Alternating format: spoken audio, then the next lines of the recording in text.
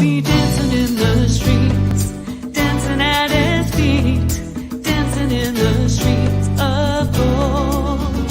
We'll be dancing in the streets, dancing at his feet, dancing in the New Jerusalem. And we will sing Kadosh, Kadosh to the Lord of hosts, joining in the angels' choir, and forever we will be. Well, welcome to the next chapter here this Thursday morning. We are so glad that you've joined us, and we have an amazing show ahead. So you want to call everybody up on the phone or text them and say, or give them the link too, and tune in. And while you're at it, go ahead and give us a thumbs up and subscribe, and just be ready, because today's show, the Ruach HaKodesh, the Holy Spirit's worked it out, so it's all just going to flow one thing to the other. We're pretty excited, and it was all done anyway, we can talk about that later, but that's how amazing our Yah is. And what is our main topic? It is believers, demons, and angels, and Mark is bringing the main topic today as we talk about believers. Yes. And so I'm saying all this, and you may say, well, who are you? My name is Sandi Craig. My husband and I co-pastor a congregation here in Amarillo, Texas, because that's where we're broadcasting from. A beautiful, sunny, wonderful day. And so Life of Worship, you can go to our website, www.lifeofworshipamarillo.org. Find out all sorts of other information if you would like, as well as listen to some teachings and connect to where our teachings are and our YouTube channel, et cetera, et cetera. But we also do a few other things here at the Messianic Lamb Network, and that is we host the Tuesday evening, 8 p.m. Central, Walking in Spirit and Truth show, as well as Monday morning, Let Us Reason Together, and Monday morning War Room Prayers. And so there's a few things that are going on for sure. And I didn't tell you, our services actually are live on YouTube at 5 p.m. on Shabbat on Saturday, and our Torah portions at 2 p.m. on Zoom on Saturdays. So if you ever want to join us for the Zoom, you just drop me a line and I'll make sure I include you. Anyway, like I said, I don't do this show alone. I have 3 others that join me side by side, and together we forge on. Yeah, together we give you a good perspective of everything. At least that's my opinion. And first up, we have Miss Jo Cameron from Toledo, Ohio. What an amazing warrior, friend, sister, et cetera, et cetera. She is the host of Tuesdays and Thursdays War Room Prayers. Hello, Miss Jo. Hello, Miss Sandi. Like I haven't seen you in a while. Like 5 seconds ago, right? and Monday. And Monday, and you know what? That's okay. We have lots of contact, and that's okay. That's for sure. Wonderful. But, it's a blessing. Yes. And we have Miss Sherry Flannigan right there from Ash. Is she here with us right now? I didn't even check at the bottom. She's not. Okay. Well, Sherry is with us online because the internet is going in and out. So she is there, and just be watching, because she's going to give us her commentary. And if her internet's better, maybe she can jump back in. But she is with us, so don't worry about that. Watch it, because she may moderate us from the chat room. I don't know. It could happen. But she is part of this show and always will be. And we have our leader, Mr. Mark David Smith. He is the producer of this show and many others. The visionary, the one who. Oh no! What is this? Oh, something coming out of the side of my face. What is it? Oh, hi. Wow. Oh, am I on air? Sorry about it. Have we started the show yet? Oh my gosh. Wow. And it just keeps going and keeps going. And, oh my gosh. What am I going to do? It's all over the place. Oh no, it's taking over my computer. Ah! Good morning, Sam. You know you interrupted your own intro, Mark. What's that? You know you interrupted your own intro. I interrupted my own intro. Yeah. Oh, well, I do my. Hi, I'm Mark David Smith. I'm the owner of the network. And don't worry, guys. we're about to get some serious topics, but we do start the first few minutes of the show. We do make it light because we get heavy. So just stay tuned. Don't check out because you see a little silliness at the beginning of the show. We get serious here soon. So you mean like Yeah, joy and laughter is good medicine. laughter? That's right. Laughter. Let's see. What can I do? This is there's an M for you. No, this is not MTV. Oh, it could be though. You never know. I think he's been doing FaceTime with his grandsons a lot. I think so. It could be. One thing that I have noticed though is if you remember, I don't know if you do remember or not, but I cut like 2 feet of hair off of me. And one thing that I have noticed is that the hair on the top of my head is much fuller now. It makes me look younger because the hair, when it was long, it would just pull it down. He used to look like Father Time. Well, that's it. Okay. Sandy, she's doing one of two things, either rolling her eyes or she's looking at somebody there to her right. And I got a phone call from, I don't know who, one of the prisoners that call and that we minister to just called, and I was looking at the phone as it went to voicemail. So sorry about that. Because we minister all over the country, and so but I've also paid so that if they need to talk, they can call and do stuff too. So that's a blessing. Sherry Flannigan is in the chat room, so that's right. She's there with us. Hi, Sherry. Miss her voice. Miss her voice. Okay. I do. With the silliness. On with the silliness. Well, just before we get to the homeschool segment, I just wanted to give you some wacky news, and it's men dent cars and then lie about it to their wives. A lot of husbands like to think they're better drivers than their wives. A lot of wives like to think they're better drivers than their husbands. So what do they tell each other when they do something wrong with the car? Apparently not much. About 1,000 husbands and wives were surveyed about what they do and don't tell their spouse when it comes to damaging family car or other little illegal driving mishaps and shenanigans. About 42% of men ding a car and then blame it on somebody else, compared to 27% of women. That is so true. That is so true, because my husband used to go four-wheeling with the kids. Came home with a broken back window on our Chevy Blazer and a big old dent, and said, "Well, the tree did it."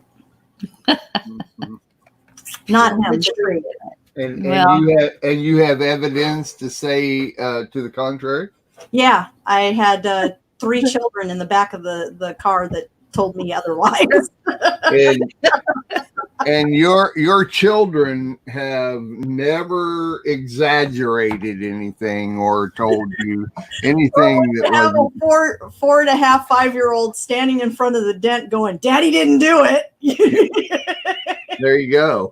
No, Daddy did it. There you go.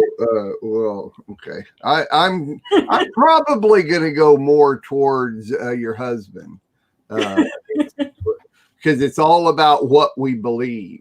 It's your perspective, right? Perspective, yeah. That tree should not have been there. Mm-hmm. Okay. Well, I told you guys what happened on Shabbat, or not on Shabbat, on Sunday, the first day of the week. We were at Lowe's getting some soil, and the forklift ran into my truck. Oh, that's right. Yep. And I told you my husband didn't say anything to me because he knew I would be upset. But anyway, until we got home. But that's enough with that. That's enough with that. I know people are raring to hear what we're gonna talk about. He was driving the truck. John was Nobody was driving. I thought you were. Nobody was driving the truck. We were outside watching it happen, and I missed it. Oh, I see. Okay, but you were there. I was there. I just didn't even. I was talking, so I didn't. Well, I can just tell you straight out, John didn't do it. I wasn't even there, but I can tell you, John didn't do it. no matter what the story is, John didn't do it. Well, I know he did it, even no matter what the story is, because the poor kid, I went back later to get the pictures and things, and he was standing there, and he was like, "I'm so sorry." And I said, "It's okay, hon. It's the accidents happen. That's what insurance is for." So, yeah. Yes. And Terry, yes, I'm going to answer your what you just said. Yes, the tree did not have deep social distancing. well, folks, people in the chat room are wanting us to get on with the show. Sure. So we are going to go ahead and jump to our homeschool segment because we want to leave plenty of time for our main topic today. Believers, whatever it is, believers, angels, and demons, I don't know. But we're talking about believers today. So we want to leave as much time as possible. So with that, why don't you stay tuned and we'll get our homeschool segment.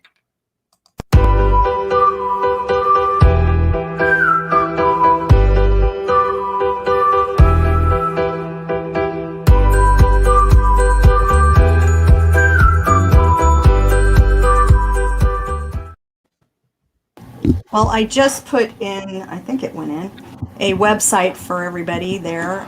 It's Hillsdale College. Hillsdale College is giving free courses on the Constitution. And this is a subject I was going to bring forth before, and I'm doing it for the older kids. I've done a lot of things for younger children, junior high on down. Well, I thought I'd bring this for junior high on up. And even adults out there, you can learn too. Hillsdale College offers free classes on the Constitution of the United States. And I thought this was really interesting. My daughter did go through the Hillsdale College free classes. And one of the things that I thought was neat was Hillsdale says, learn with Hillsdale and deepen your understanding of the great ideas of Western civilization.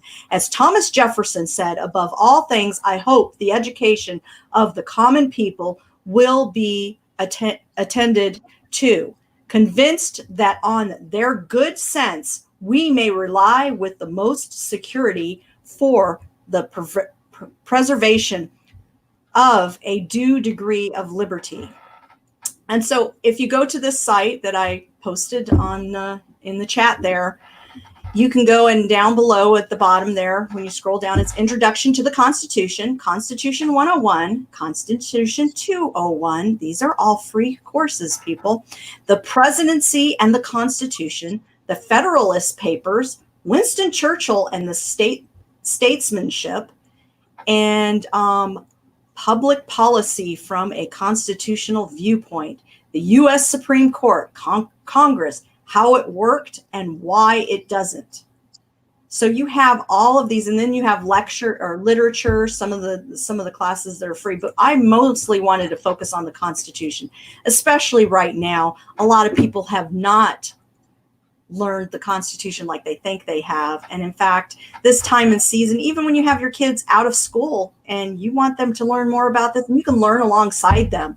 And I just thought this was just something for this time and season, especially Mark, when you're bringing up the Constitution with your show, The Compass of Cram.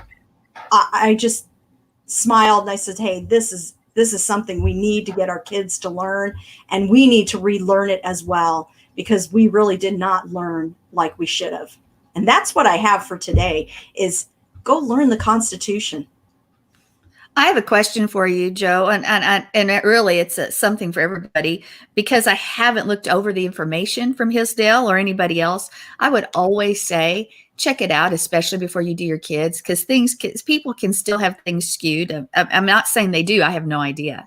Mm-hmm. But my biggest concern is always, are they teaching the rewritten versions of the last 30 years? Or are they teaching the real truth of the last, right. Yeah, I understand. It is a conservative college, and I do believe it's based under a Southern Baptist motif. But yes, I would, if you're doing it with your older kids, this is why I said learn alongside them. And that's what I did, is with the Hillsdale College. I learned alongside them. There are a few things that's missing that, we can, as parents, have to add on. There is no perfect education out there. There really isn't.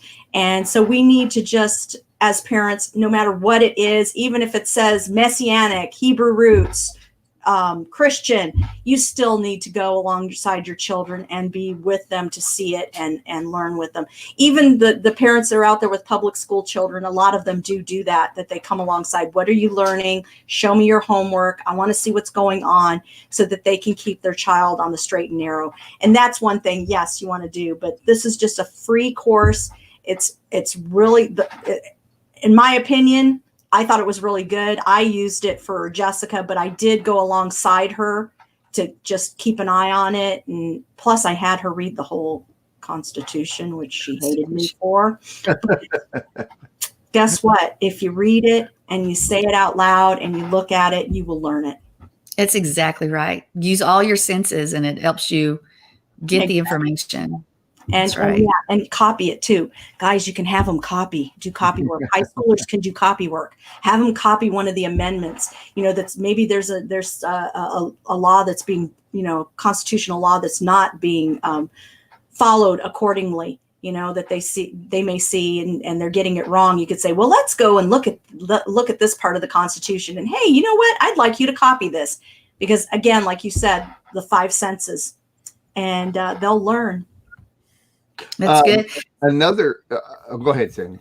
No, go ahead. Another great way to learn is to discuss it with other people, especially what you read. And if you don't understand, then find mom or find dad or find somebody else and discuss it with them, and learn by giving your opinion of what you think that means, whether it's right or wrong, and not be offended if you're wrong, but to discuss it. That is a shameless plug, what we are doing on my new show called The Constitution. I'm replacing Compass of Cram, and on Wednesday mornings, that's what we're doing is from now until it's done, is discussing the Constitution, reading over it, and getting several people's opinion on each different item and what that means. So, and of course, that show is family friendly. It could even be used for homeschooling. You could, take the archives of that. And if you're going to once we get done with it, each different episode will be divided up into those sections. So, if you don't understand a specific amendment or an article or something, you could go listen to what we talked about and our opinions on what that meant. And so once it's done, and there she goes. Yeah, we lost her during War Room this morning too. So, well, I love that because you can. In fact, I would encourage people, if you've got homeschoolers of age, Amariah's at 2 is a little too young, but a little bit older, it's never too early for kids to be learning about the Constitution. I don't think you even have to wait till high school. I think, you're learning American history, and the Constitution is part of American history in grade school. So start them young. What I think, this still goes with homeschooling, I guess, is that we've got to remember that the kids will learn as much as we dish them out. If we limit them by saying, oh, well, they're too young, then not give them anything, we miss that opportunity. I've been talking to Amariah since forever about photosynthesis and things like that. And I say it over and over, and other biology and physics, even though she's too young to get it, it's still, there's something getting in her. And so when I say it over and over again, hopefully those science will just be a breeze for her. So anyway, I think that's great, Mark. I'm so excited about you, John. I'm excited about the Compass of Cram moving to the evenings too. I think you'll get more people that are out after work, but will be able to join you. Yeah. And so that's really good. Okay. Do you know what day you're moving it to, the evening show? Probably Monday. Yeah, we're going to move Compass of Cram to Monday evenings. I don't know when that's going to happen. But, probably within the next month, I would say. And it's going to open it up to where I can get more people that can come on at that time. So Sounds good. Sorry about Heading that. back, Joe. Yeah, I just this internet. Yeah, they're just slowing things down because I have cable internet and I'm not on Wi-Fi internet. I am plugged in. I mean, totally plugged in, and to have it do that, that's yeah. Yeah, it still does it. But with the Constitution, I was agreeing with you on the fact that we need to discuss it, and it's something to discuss with them, especially when, the kids sometimes say that's not fair. Well, let's discuss why you think it's not fair. Right. Exactly. Very That's good. good. Very, very good. Yeah. All right, folks. Well, we want to go forward with the show. So we are going to go on to our news again. Why? So we can get to the main topic, which all this will roll right into the main topic too. So we can even continue it there. So stay tuned.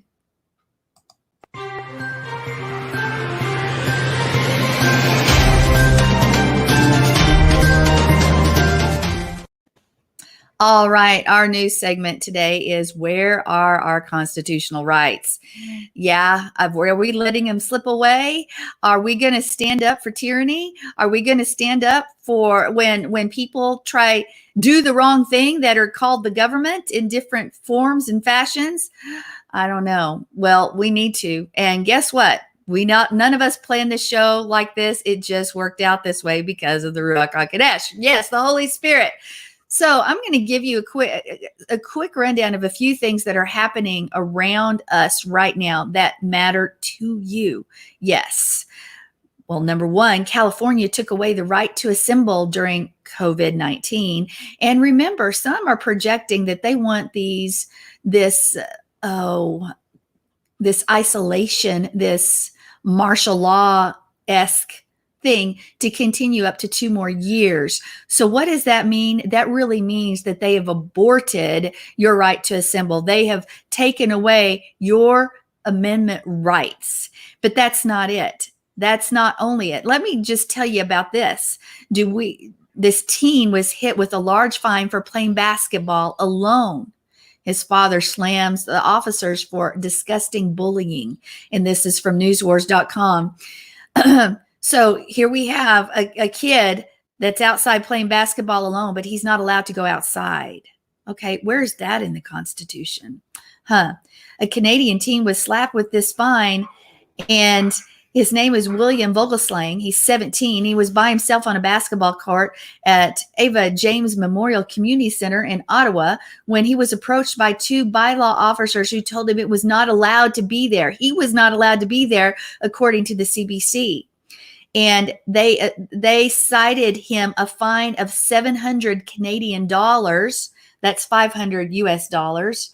And it goes on to say, it was a big incident. Everyone was walking. Here's what the kid says. It was a big incident. Everyone was walking past with their dogs, and I was getting nervous and embarrassed. Wait. So your dog can go outside and exercise, but you can't. You can be alone, but it's still illegal to exercise. Guess you then everybody get lots of things happen when you don't exercise, let me tell you. So then you end up with the hospital system anyway, the healthcare system. Is there something wrong with this picture? A dog can exercise, but you may not as a human. So your dog has more rights. All right. I'll go on. The officers reportedly demanded identification, which Vogelslang said he could be produced by his mom via text or in person. But the officers didn't do that. Instead, they chose to confirm his identity by calling more police officers.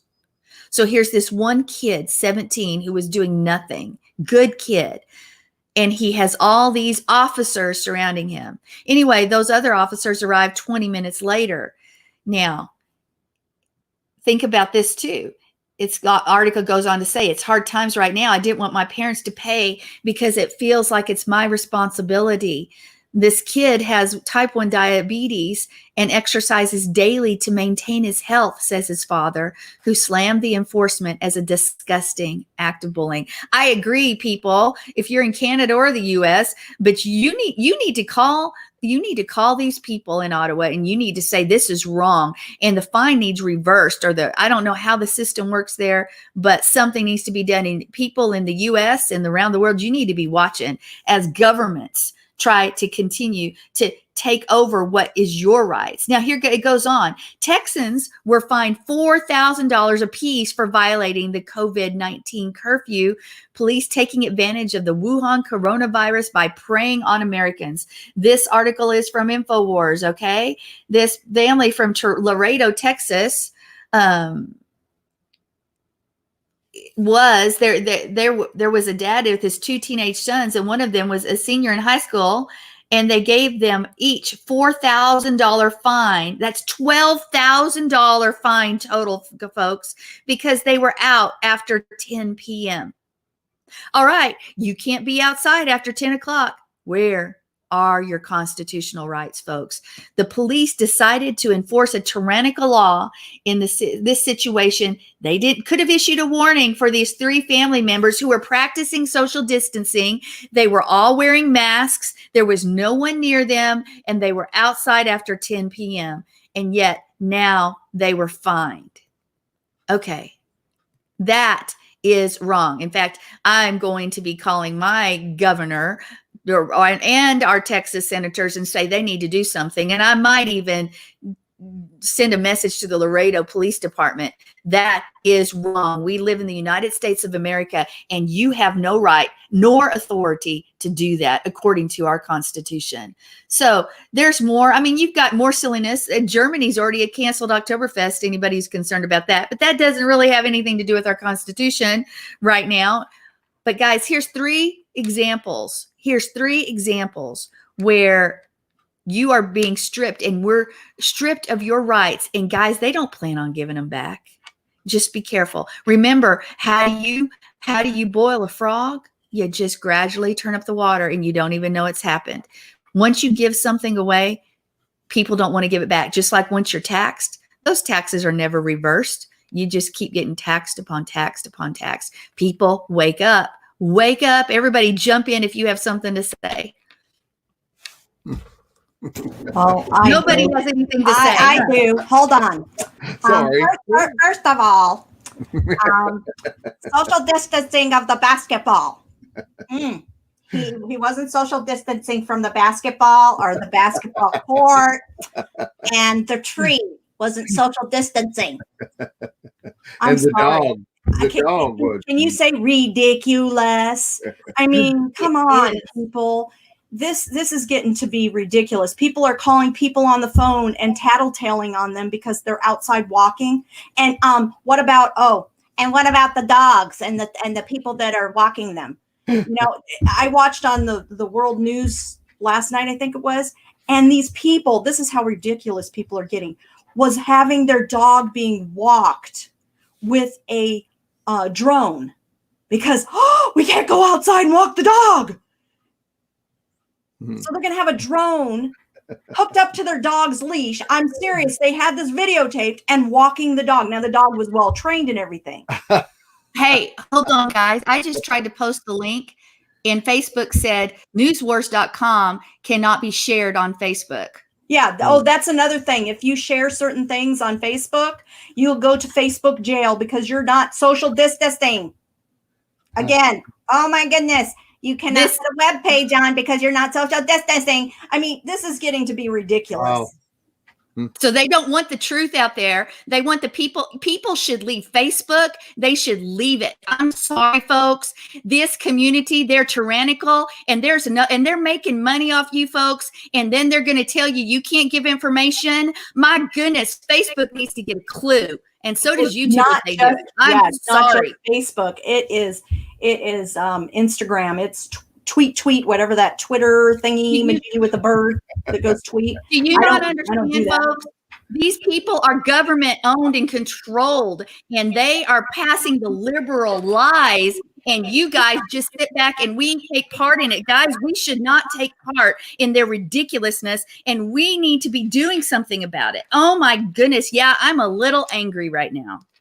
Yeah, I'm angry. Joe, we're getting feedback from your mic for some reason. That's why I muted you. Sorry. Oh, okay. I am so sorry. Maybe I have to turn down the volume on my speaker.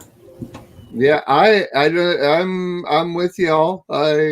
I don't know what else to do. This is how I make my ministry work, is through I all know. this. So I wasn't meaning that, but just hanging out on Facebook and passing our stuff along, guys, you can't even read the feeds then because the feeds are going to be skewed. And by the way, who has $12,000 because you were outside to pay? I could not pay that. yeah, I'm with you. And I was just thinking during all that, to balance all that out, is obviously they can take that to court. And of course, because it made the media, which we talked about in depth yesterday on my show, talking about the Constitution. The media, once it makes the media, then they got their point across. So really, if you took something like that to court, the $12,000, and got the judge to either reduce it or put it away completely, that's not going to make the media. But the media is, we even talked about this, is that there are 3 legislative branches of the government, and the media has become the 4th branch of the government, in that it is now it creates laws of its own, because it's violating its own laws within the Constitution, within the government, and it's setting up these things, and nobody is battling the media, including the social media networks that are out there. And so the big deal is that if you can, arrest these people and get them fined $12,000, and the media picks this up, they have now, done what they need to do. It's out there. It's people. It's now making people fear the government and fear the media and that type of thing, so that, oh no, let's not do this type thing. Whether it's right or wrong doesn't have anything to do with anything anymore. Right or wrong is not there. It's all a concept and perspective, and a choice of whether or not you agree with this or you go along with that. You have a choice to do this.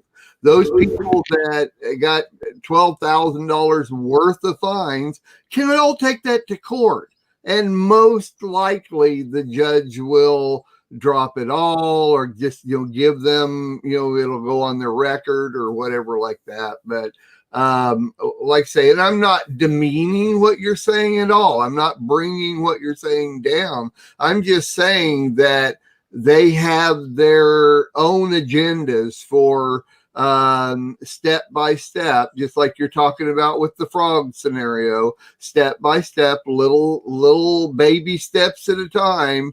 Then and how is,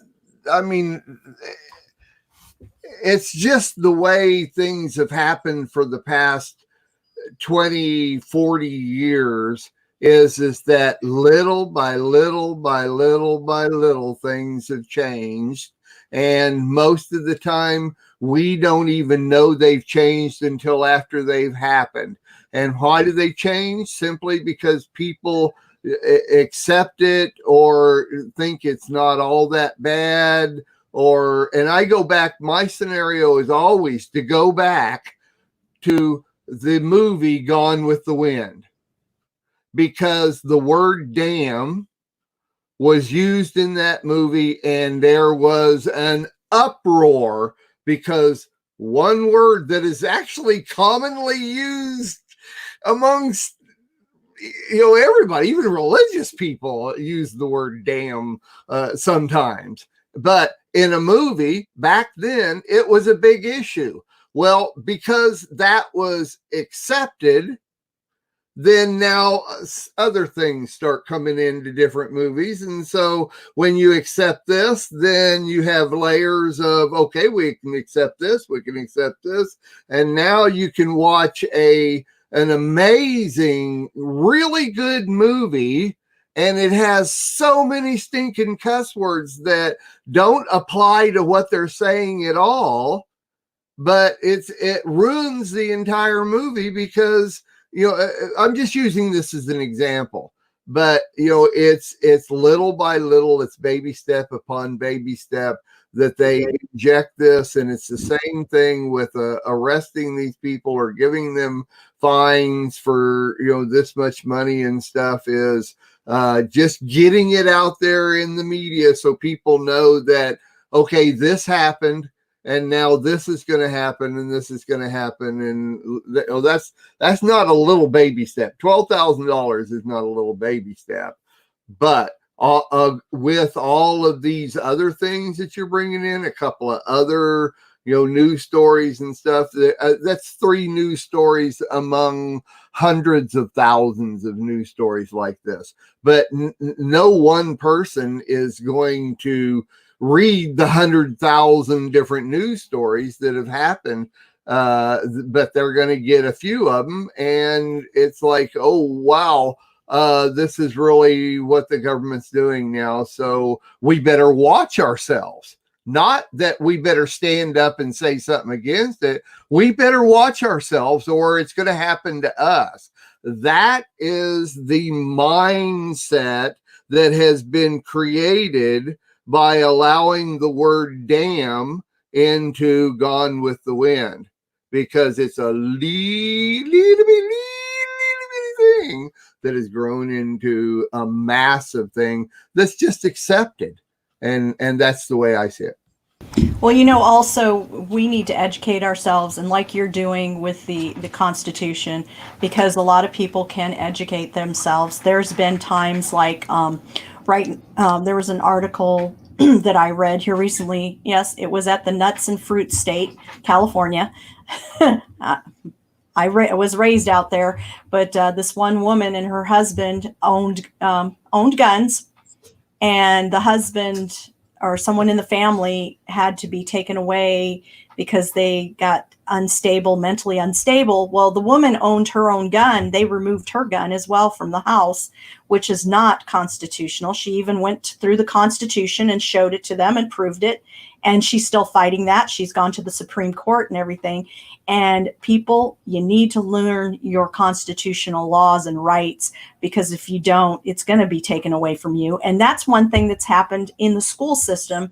At least in the 1980s, it started probably earlier than the 80s, but I remember as a high schooler in the 1980s where I was going to do civics class, as they called it. And all I was taught was about the presidents, their term, a little bit about the Constitution, a little bit about the Senate, a little bit about the judicial system, and then how to pull the lever to vote, you know. And they had a little thing in the room in the corner to teach you how to vote. And, you know, oh yeah, and there's several different parties, but you know, this party's better than this party. And the teacher, because he was a Democrat, he tried to bring forth his perspective, which, you know, that's what teachers do. They bring their perspective, but he was forcing it upon the students. And being raised in a home of conservatives, and in fact, my dad's neither Republican nor Democrat. He's independent, always has been, because he chooses for the better guy, because he says, I go for what's in the Constitution, and that's what I want, is someone to uphold the Constitution of this country. That's what's missing, is we have lost the education. We have done it even with schooling. Homeschooling was in the beginning, guys. A lot of people think homeschooling is a new thing. It's not a new thing. It's something that has been for centuries happening. And what happened was public school, which in the beginning, it was a good thing because there were kids running around that needed that structure, but they've turned it into a government training facility of drones. Exactly.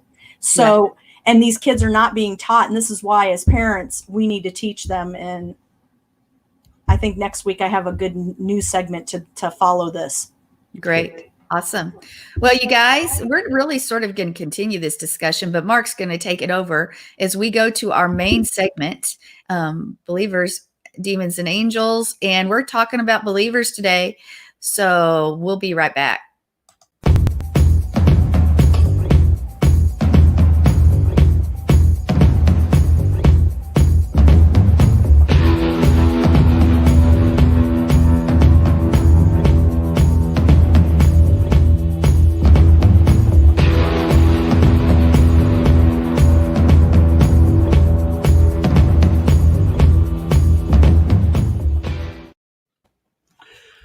Okay. First of all, I want to put out a disclaimer that this is my opinion.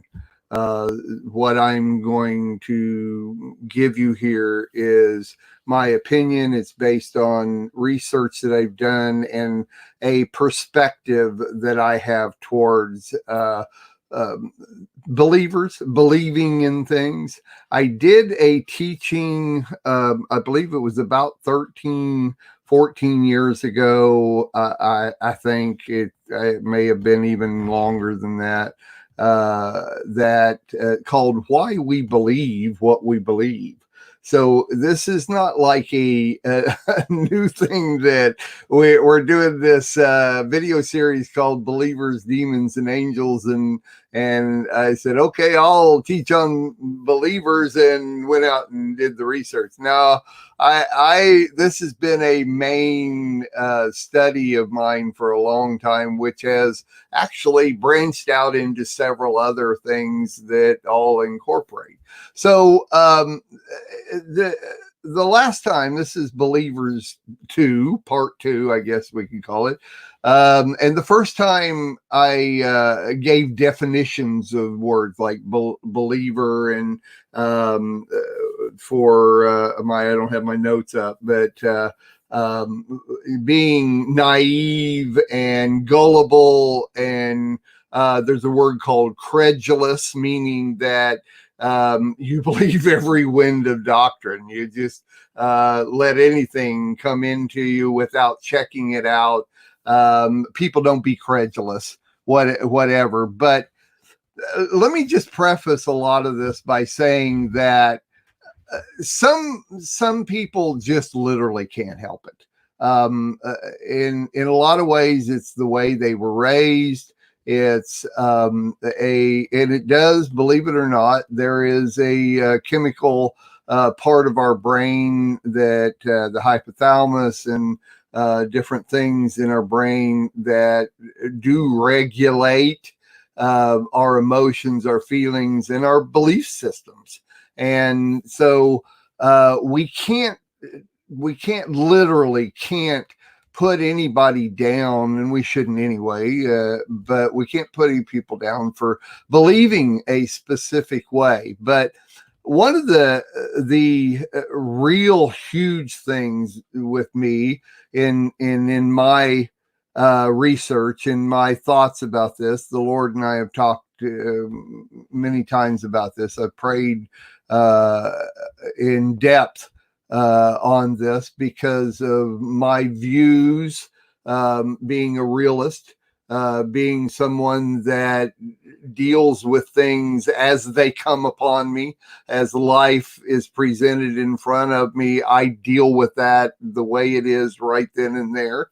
I am not a spiritualist whatsoever at all. As a matter of fact, I have a real hard time with people that just see everything in the spirit. It's so what's the old saying, being so spiritually minded that you're no earthly good. And I'm a big believer in that we know people that see everything from the spirit realm. And we know how we should know as mature human beings, not even as mature religious people, but as mature human beings, we should be able to discern the unbalance in that we need to realize that the Lord has placed us physically and mentally on this earth to deal with that right here. And though there is a spirit world, and I even did a show one time that dealt with God as king of the universe, the physical universe and the spiritual universe. And so we need to recognize those things. And this video series is called Believers, Demons, and Angels. And demons and angels are literally a part of that spiritual world. But what is a believer? A believer is a person that believes something. I mean, come on, I don't even have to give you the definition of the word believer or to believe. We all know that is such a generic word that it makes no difference what society you're from or what the language is, how it's translated. It's going to be the same thing. It's what we accept as truth or fact.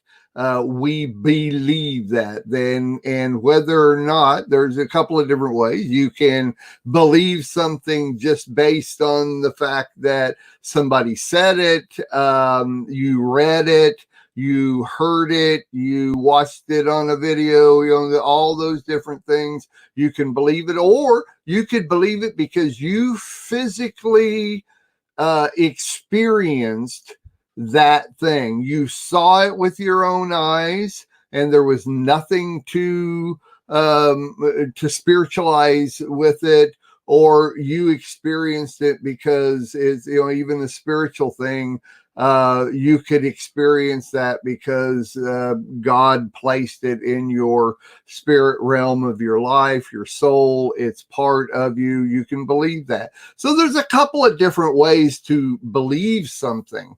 One of the things that has always kind of in that I meditate on these things, I talk to God about a lot of the things that happen in the world and the things that I hear and what I experience and that type of thing. So I ask God for balance constantly. Another thing that I ask God for is to reveal all things that are hidden, because I do believe that there are a lot of things in not only in the physical manifestation of spiritual things that we see in our everyday life, but that there are things that happen in the spiritual world that unless we can discern spirits and unless we recognize these things, we'll never be aware of. So I ask God to reveal things that are hidden to me so that I can get a balance and not be somebody that just lives out my life based on, like I say, I'm a realist. So I don't want to just not understand spiritual things or be a spiritualist and not really pay attention to reality that's right in front of them. And reality is based on my definition there in speaking of this is reality is based on, hey, God placed us here in this physical world for a physical reason. And even though we understand spiritual things, to some extent because of what God reveals to us, then we can actually get out of balance in those things. So anyway, one of the things that I pay attention to a lot is that of making a choice of what I'm going to believe. And that, I think, is where the immaturity comes from for a lot of people, is that they don't really make a choice. So how do you make a choice? Well, I mean, if it's right there in front of your face, then, I see a bird out on the bird feeder out my window right now. I mean, I don't need to make a choice. That bird is out there. I know it is. I don't need to make a choice on that. But there are things in our lives that come across our path that are these things, will these things affect what's going to happen in my future? And of course, my family. I'm responsible for my wife. All our kids are grown and they are now responsible for themselves. So I have to be sure that I've raised my children right so that they make good decisions and they believe the right things too. I am very blessed to know that our children are blessed and are making some good decisions. But let's see, how do I say this? One of the things that concerns me about what people believe is that it's where you are raised, it's what you've gone through in your life up to the point where you do make those choices. In, for instance, different countries and different belief systems, and that's another real big thing that I think people get mixed up on a lot of time are what is a religion and what is a belief system, because within a specific religion, meaning what they believe in the spiritual realm that concerns them in their own physical life, and that's my definition of religion, is that you have belief systems within that. Because, for instance, the Messianic lifestyle, or the Messianic movement, a lot of people call it, Christianity, Judaism, Hinduism, each one of these have people that believe a specific way or doctrines within that. So that's a belief system. And what you find is that people have to make a choice. And sometimes it's a choice of what's real and what is fantasy, what is something that could be true, and how is it going to affect my future as I go forward? I mean, each one of us, most of the people that come out of or go into the Messianic lifestyle have come out of a Christian lifestyle. And I don't call myself a Christian simply because I don't follow their belief system. To identify yourself as a Christian means that you identify with the belief system of doing Easter and everything that has to do with it, Christmas and everything that has to do with it, covenants, and those covenants being different. There's a lot of other things that are the same, but I won't identify with that. So I don't identify with that belief system. And so I have to make a choice of where I'm going to go with this. It's interesting. My wife and I just watched the movie Castaway a couple of weeks ago, and in this movie, if you've seen it, and most everybody's seen this, so I can explain it a little bit. During a man is marooned on a desert island, and he's by himself for 4 years.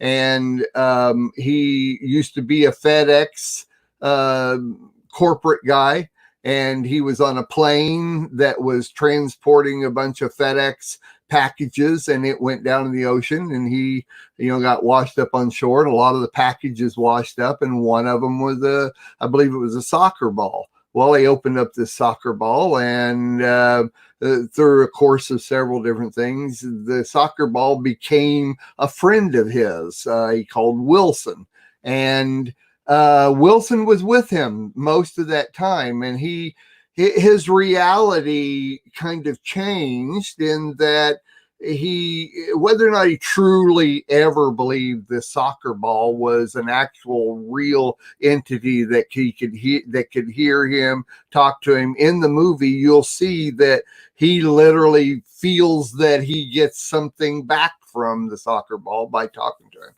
Well, all of that understanding goes to when he does actually leave the island. He has built a raft. He's going to try to get himself rescued one way or another, and he's out in the middle of the ocean. He falls asleep, and when he wakes up, this soccer ball, Wilson, has drifted off into the ocean, and now he has to make a decision of whether or not to stay here or let that soccer ball go, because he's got a rope. He swims out to get the soccer ball. It's just a few feet beyond reach, and he's at the end of his rope.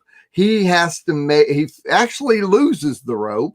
And if he keeps going after that soccer ball, he is going to lose his raft, and he is going to die. he has to mentally make a decision to believe in the raft being reality or the soccer ball being fantasy. And each day of our lives, it may not be that extreme of life and death, but we still have to make a decision on what we believe in reality, or is it fantasy? Now, at this point, and one of the other things I mentioned is that how you were raised. For instance, in different societies and different belief systems, are all societies, all belief systems, all different religions. Obviously, there are people born. And once that person is born, they are raised by parents that believe a certain way. And one of the things that I want to bring here as quickly as I can is to help you understand that the way you were raised does have to do with the way you believe. And the teaching that I put together, several years ago, is called Why We Believe What We Believe. There was a part of it in the beginning that I called creation-ism, but it also helps you to put a perspective on why you believe a certain way and why somebody else believes a certain way. And I want to go through that as quickly as I possibly can. I'm not going to give you the whole thing. The whole thing's probably a good hour, but I want to go over the main points. To first consider why man believes what he believes, we have to consider what, in fact, he does believe. And so I want to bring to your attention the different things that are understood as a belief system throughout this planet, and the religiosity, is that the word, of different systems. This is just to give you an idea of the different belief systems throughout the world. We've probably heard of cosmology, a branch of astrophysics. People believe this as a religion. Of course, everybody's heard of the Big Bang. There's actually a Big Bang 1, Big Bang 2, Big Bang 3, but they believe that this is a way that the Earth started and literally worship this, so to say. There's the steady state theory, asserts that although the universe is expanding, it nevertheless does not change it over time. There's a quasi-steady state cosmology. The idea suggests that there may be expansions and pockets of creation. Evolution, everybody's heard of evolution. That it's just gone from a tadpole to who we are today. There's the natural selection that by a slight variation, everything is preserved. We have common descent. All organisms on Earth are descended from a common ancestor or ancestral gene pool. Ancient astronauts, it's believed, these are real. I didn't make these up. Generally refers to extraterrestrials who came to Earth and were in some way responsible for seeding the human race. Atlantis, everybody's heard of Atlantis. That is ancient astronauts. And now what I'm going to give you here is I'm going to actually read off, I think it's 10 or 11 different belief systems and how they believe the Earth was created. And I want you to listen to these specifically. And I'm only going to read like the first line of each one because it can get in depth. But I want you to hear, we'll talk about it when I'm done. Okay, first is called Celtic myths of creation. In the first winter, a mighty giant was created from hoarfrost, and when fire came, he melted. From the enormous bulk of his body came the world. Second, Chinese myths of creation. Pan Ku, he is hatched from a cosmic egg. Half of the shell is above him in the sky, and the other half below him as the earth. Australian myths of creation. In the beginning, the earth was a bare plain. All was dark. There was no life, no death. The sun, the moon, and the stars slept beneath the earth. Egyptian myths of creation. In the beginning, before there was any land of Egypt, all was darkness, and there was nothing but a great waste of water called noon. The power of noon was such that there arose out of the darkness a great shining egg, and this was Re, or R-E, Re. Greek myths of creation. In the beginning, chaos, an amorphous, gaping void encompassing the entire universe and surrounded by an unending stream of water, ruled by the god Oceanus. This is real, people. People believe this today. Hungarian myths of creation. The seeds of the holy sea break out of your shell. The eternal sea's waves are waving and rolling. Their waves are rocking and the foam is hissing. There is no earth yet anywhere, but in the immeasurable heights above in his golden house sits the great heavenly Father on his golden throne. From India.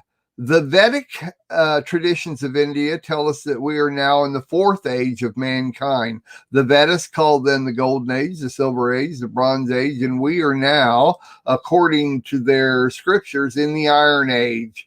As we approach the 20th century, both Native Americans, Mayans, and Incas' prophecies claim that we are coming to an end of the age. Japan. Before the heavens and the earth came into existence, all was chaos, unimaginably limitless and without definite shape or form. Eon followed eon, then lo, out of this boundless, shapeless mass, something light and transparent rose up and formed. Something light and transparent rose up and formed the heaven. Judeo-Christian. In the beginning, God created the heavens and the earth. The earth was without form and void, and darkness was upon the face of the deep. And the Spirit of God was moving over the face of the waters. Okay, Mesoamerican myths of creation. The sacred book of the Maya contains within its creation story of tale of the destruction of the first beings by a flood. This flood differs from others that is not punishment, but rather a remedy for faulty creation. Faulty creation.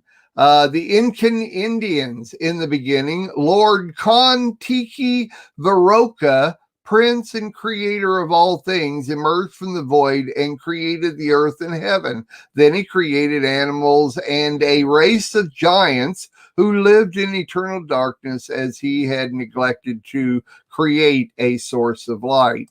Mongolia. Long ago, Father Heaven had two sons. One became the Lord of the upper world, and the other became the Lord of the lower world. At that time, blah, blah, blah. Native American myths. In the beginning, there was no earth to live on, but up above, in the great blue, there was a woman who dreamed dreams. One night, she dreamed about a tree covered with white blossoms, a tree that brightened up the sky when its flowers opened, but brought a terrible darkness as they closed again. Other Native American myths. In the land above the sky, a strong wind uprooted this tree. This tree. Sky woman walking by fell through the hole left by the tree. Okay, interesting, huh? That's about 10 or 11, I didn't count there, of different belief systems on how the earth was created. Now, anybody that was born in any of these countries, anybody that was raised amongst parents that believe these things, are also going to believe these things until they reach the age of accountability where they can search it out for themselves. My point on this is that our belief system and what we believe is totally up to us. It's our choice to believe these things. And if you don't search out all of them or understand that there is something more than just Judaism, Christianity, the Messianic lifestyle, and a couple of others. Unless you realize this, why are you believing what you believe? You need to go to God, talk to God, and have a conversation and a relationship with God, and recognize what it is exactly that you do believe. And within your own religion, within your own belief system, what is your belief system? We all need to recognize this and acknowledge it, and go from there. Otherwise, who knows where your future lies.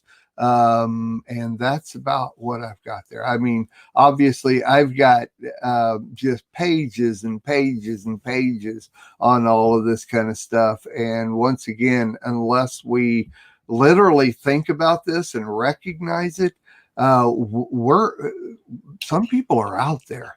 Now, one thing you might have noticed is I threw the Judeo-Christian belief in the middle of all of that. So if you're listening to every one of those, let's just say you've never heard of Christianity, but you read like those 11 different things, wouldn't what Judeo-Christians' belief system of creating the world sound just as bizarre as all the rest of them? Well, don't answer that. I'm just trying to get you to think about what you believe. That's my point here, is I'm only trying to get you to think about it. I'm not denying it. I'm just saying, think about what you believe. Well, I found it very interesting, though, even as you're listening to them, listing those different beliefs, many of them had a common theme, which goes back to, I mean, it's not really talking about the different beliefs, except in that when you go back to the beginning, the way things were, the beginning, the way we believe, Mr. and Mrs. Adam, the earth created in 7 days. There's some common words that have been confiscated by these other quote unquote religions and belief systems and then twisted. And we find that even with the flood and Gilgamesh. I mean, people have, and it goes through that with different aspects of Christianity. You take some truth and then you twist it and make a new religion, or you make a new belief system, and you say it enough times and you get people believing it. And that's another thing. You say something enough time, even to yourself, you begin to believe the lie. But it all goes back. We should constantly be examining, why do we believe what we believe? What is the foundation of it? What are the roots of it? Where did it start? Is it truth? And we should be on our face. Now, if you're praying to a God, I'm sorry, if you're praying to your God and it's not the God of heaven and earth, Yahweh, our Elohim, Yehovah, Yeshua, Jesus, then you're going to be praying to demonic entity and you're going to get whatever answer the enemy wants. But you're struggling to find the words to say, Sandy, and I agree. I agree, though. Go ahead. But truth is truth, and people can choose to believe what they believe, but it can still lead you right to the pits of hell. And there's one truth, and there's not. The world would try to make you believe that all of it's all good. It's not all good. That's right. But soon people will find that out. And the death is promised to everyone. I like what Sherry said. Which came first, the chicken or the egg? Judeo-Christian creation was first. Then the others took from that and made their own religion. That's exactly what I was trying to say, Sherry. Thank you. Anyway. This is why we're supposed to test everything. You got in 1 Thessalonians, I can't remember what chapter, but it's verse 22 or 20. It says to test everything. I can't find it now. All of a sudden, my computer went, yee. But anyway, test. You're to test everything, and the way we test everything is through His Word. and it's interesting because a lot of people believe these things, but yet they don't have like proof, so to speak. We have more proof than they do, but it's difficult to prove it in the flesh completely. Like, science. I'm going to throw science in there. Science, a lot of scientific stuff is theory. It's not fact. Like evolution is theory. If you do read Darwin's books, which a lot of people have not read his books, but if you read his books, he states that. He states it's a theory. I'm not giving fact. I'm giving my theory, my thoughts, my opinion. And that's what a lot of religions start off with, is somebody's fact and opinion. Just like in Christianity, there's a lot of different denominations because somebody doesn't like this. I don't like this part right here where speaking in tongues and prophesying and stuff, so I'm going to become a Southern Baptist. That's their thoughts and their theories. And this is why we are to test everything with God's word and make sure that it is balanced. Like you said earlier, Mark, balance. It has to balance with God's word. And he has us in the flesh, but we're also a spirit. Make sure it balances, because everything that happens in this, I believe, my opinion, I believe that everything that happens in the spirit realm happens also in the flesh. Right. I want to jump in here with what Sherry said. She said, we better know what we believe and why, because if we don't, we can be overset in our faith. She said, we do not want to be tossed about by every wind of doctrine, but our faith is anchored in the word of Elohim, which is true and been shown to be shown truth in many and varied ways. Here is where the natural meets the supernatural. The Holy Spirit gives life to the word that is preached. And Rabbi Rav Shaul said in 1 Corinthians 2:4, and my message and my preaching were not in persuasive words of wisdom, but in demonstration of the Spirit and of power. She goes on to say, our faith is also based on our relationship with Yeshua, Jesus, difference between knowing about him and knowing him. Plus, we are the only faith that believes in the resurrection of the dead. Now, you may say, why do I throw Jesus and God in there and some things like that? Because guess what, people? I pray that it's not just people that say they're Hebrew roots, Messianic, whatever, listening. We always need to be mindful of that. We've got to get out of our box. So, etc. But thank you, Sherry. All of what you said is good. It is. I just caution everybody to understand that there is a definite difference between the word believe and faith. And so many times we interchange those two words and what they mean, and they don't mean the same things. And so we have to be real careful with that. My whole thing is that we do often say, I believe this. And then just in common everyday language, even when not talking about anything that has to do with our lifestyle or our religion or God or anything like that, we'll say, I believe. And I challenge you to let that be a trigger phrase in your life and think about what you're saying when you say that, because you are making a strong confession when you say, I believe, and then whatever follows that, you're actually making a confession. Be careful what you say, what you believe, and whether or not you really do believe that or not. Very good. Very good. Well, Mark, I'm going to let you have the last word, whatever you want to say. That was my last word. That was good. All right. That's fine. All right. What do you believe, folks? You need to figure it out. Don't just take something that people say, or even that you've learned, or even things that have been handed down. Sorry, I've got cats that are. You need to go find out why you believe what you believe and do some research and pray. So anyway, that is our show for today. I know we're going to be sort of tying everything together with a bow next week, and you want to stay tuned for that. Everybody's going to be jumping in and giving their 2 cents. And remember, the Constitution Show, Wednesday mornings, 8:45 a.m. Central. Sorry about that. And I just say before the cats go crazy, we're so glad that you've joined us, and shalom from all of us. Ta-ta, everybody. We got to go. Susan's here. We are richly blessed to bring you what we believe is the fullest, most diverse, yet up-to-date progressive teachings, discussion, and prayer programming you can find anywhere on this planet. Be sure to take the tour of the MessianicLambRadio.com website. I'm Susan Hoogie, thanking you for joining us on the Messianic Lamb Video Network.